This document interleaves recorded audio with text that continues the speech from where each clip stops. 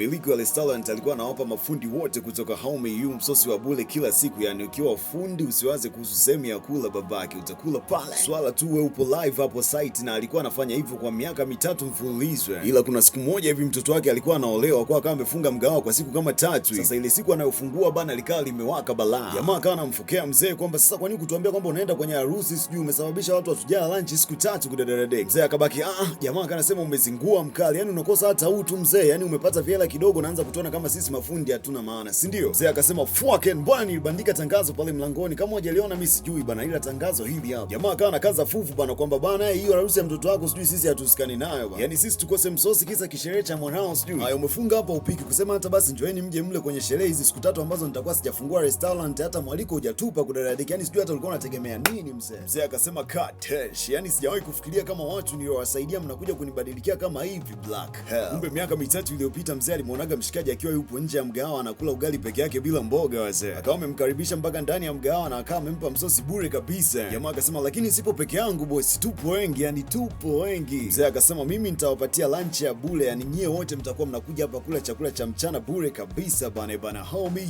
one tap one expert. Mwanzoni wa wafanyakazi walikuwa wanashukuru sana kwamba mzee uishi miaka mingi kama dragon, ila kadri siku zilivyokuwa zinazidi kwenda wakawa wameanza madharau. Sio tu kwa kutoa shukrani, wakawa wameanza na kuiba mazaga ya hapo mgahawani, unaambiwa. Yani msosi wamepewa bure, afu boya linaondoka linasema hawezi tupa msosi peke yake bila soda, yani linachukua tena ya kopo la bati kudadadade. Ila mzee hata alipoona hivyo hakuwazingua wala nini. Kama umekutana na hii video ikiwa nusu ama haina quality, ingia YouTube search Yega Media au Facebook search Yega OG, pale zipo full quality ni 4K bana, link ipo kwenye bio Yega Media. Kwa mzee akana waacha tu, ila hajawahi kufikiria kabisa kwamba wema wake utakuja kulipwa namna hii. Akamwambia jamaa kwamba yani alafu leo unakuja kunilalamikia wakati umekula bure miaka 3. Sasa wakati wanazozana hivi pale wapita njia akawa amesikia hilo swala bana, alivyoona hivi mshikaji akawa ameanguka chini bana, huko akiwa anaendelea kulalamika kwamba huyu mzee alizoahidi kwamba atakuwa anatupa msosi wa bure kila siku. Sasa cha kushangaza leo anatugeuka anafunga wiki 3 bila kutujali kwamba sisi tutakula wapi. Yani kama vipi sisi atulipe tu fidia kama msamaha bana, hawezi kutuahidi alafu tusipate kile tunachohitaji bure bure. Mzee akasema what the fuck wiki jana, mbona unaongea uongo mtu wangu, yani upo serious kwa hivyo? Yani mimi nimewapa misosi miaka yote hiyo, leo ndo mnachonilipa hicho sio? Jamaa kana kaanza fuvu bana. Sasa mzee ili asalibu biashara yake kama mwambia kwamba nilifunga siku 3, yeye alikuwa anasemaje, alikuwa anatakaje? Jamaa aliposikia hivyo kama amemwambia kwamba sisi tunahitaji utufidie hizo siku zote 3 ambazo tumekosa msosi, tungekufa je, ungetulipa wapo kama 30 hivi kudadada. Ila mimi kabla yoyote naomba laki. Mzee akasema dogo acha ujinga sawa, nikulishe bure nikupe na hela katesh, nenda kaibe benki bana. Kama unamsupport mzee usipite bila kucomment aga. Hapo ndo watu wakawa wameelewa kwamba shida nini. Ona wao kama Yega family hawakutegemea kabisa kama wema aliutenda mzee unaweza ukachukuliwa kipuzi kama hivyo. Wakawa wanasema yani mtu anakupa chakula bure bado tena unamletea madharau, eti unadai fidia, eti naomba laki janyoka. Wakawa wanasema shida ukiwa maskini una hela lazima uwe na dharau. Sasa wewe kama akikwambia ulipe chakula chote ulichokula miaka 3 utaweza kulipa? Baada ya kuona kwamba hamna hata mmoja anayesupport kipuzi wake akasema kwanza msosi wenyewe kipuzi, ila mimi lazima nirudi kwa ajili ya hiyo laki. Sasa ile jamaa ameondoka hivi, mafundi wengine kutoka Haume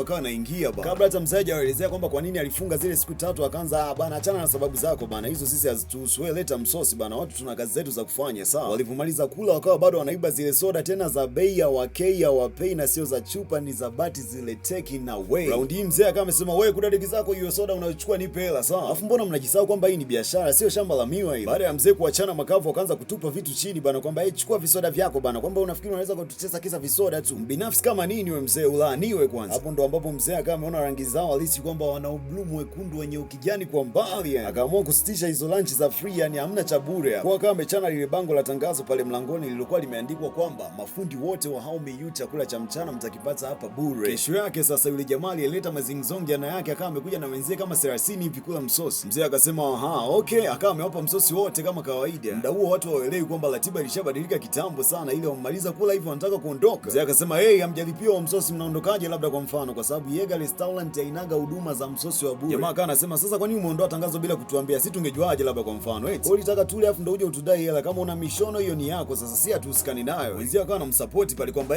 kweli ndio. Mzee akasema niwaambie nyewe kama nani yani, kwani wakati naweka niliwaambia. Sasa kama alivyosema Chidi kwamba leo kazi ipo, atoki mtu hapa ndani mpaka hiyo bili ilipwe katesh. Baada ya kuona kwamba mzee yupo serious na swala la kulipwa hela zake, jamaa bila aibu likasema kwamba sababu ya wewe kupata mauzo mazuri hapa Yega Town ni kwa sababu ya sisi kuja kula hapa kila siku. Kwa sababu kama tungekuwa hatuji kula hapa kila siku, ungepata wapi hizo hela zote zenye umepata? Alafu hilo swala la kufuta lunch za bure sisi haujatushirikisha, kwa sisi hatulitambui hilo swala, sawa? Kwa hizo ni zako. Na likasema kwamba afu inatakiwa uongeze na ubora wa lunch bana. Haiwezekani mimi miaka mitatu nasikiaga ladha ile ile, yani kila siku, yani unazingua mzee. Jamaa aliongea upuuzi mpaka mzee akawa mbaki anashangaa kwamba huyu ana kichau, amechanganyikiwa. Kumbe jamaa alikuwa amepandishwa cheo na kuwa project manager, ndio maana leo kala black laser full bila reflector kama wenzie mzee. Kwa hiyo analeta cheo chake hadi kwenye ofisi za watu yani. Ila mzee hakuogopa wala nini, akasema kwamba huo ujinga ulioongea mimi siutambui, kwa weka pembeni. Afu akasema kwamba kuhusu pesa zote nilizozipata na mafanikio ya mgawa wangu ni kwa sababu ya juhudi zangu mimi mwenyewe, sawa? Eti kwa sababu mlikuwa mnakuja kula. Sasa si nyewe mmenitia tu hasara kwanza. Walivyoona kwamba mzee amejaa maji, mshikaji mmoja kama amemwambia jamaa kwamba achane nalo tu hilo swala. Jamaa kama amesema hizo ni shida zake bana. Kama alianzaga kutupa misosi bure miaka mitatu iliyopita, basi inabidi aendelee kuwa mwema kama kawaida na aendelee kutupa lunch za bure kila siku. Mzee alivyoona sasa hao wanazingua, kama amesema kwamba kampuni la Haume Yuli na wapanyie mafundi kila siku buku 10 kwa ajili ya msosi tu,